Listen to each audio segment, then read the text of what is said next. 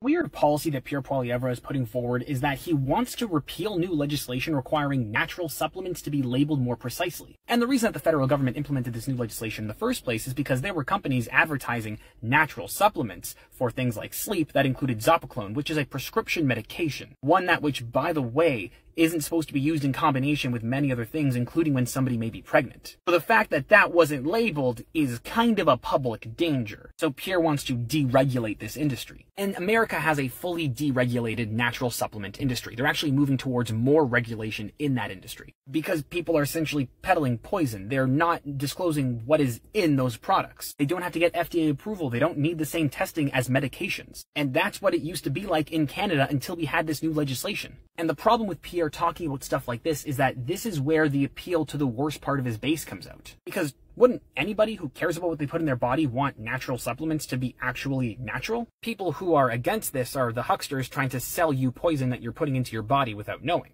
But it very easily fits into his freedom narrative. And if somebody doesn't know any better, if somebody isn't made aware of why these laws exist, they might say, well, yeah, why do we need over-regulation in the natural supplements industry? They're natural. That's why we have the regulation, because they're not natural. And I don't see this as a winning or losing political stance in terms of the election. I don't think it's going to sway any voters one way or the other. But if Pierre does get a majority government and does repeal this, it will cause harm to people. People will get hurt. And honestly, I could see this being one of those promises that if he does become prime minister, he doesn't end up keeping, because public health advisors would tell him that it's not a good idea, and the people who it would win over in terms of votes are already probably voting for him anyway, so there's no real winning there. But just be careful. When somebody says something is common sense, look into it, because most likely common sense really means if we simplify this enough, it sounds like it's common sense, when in reality, there is a reason why we are doing the thing that we are doing.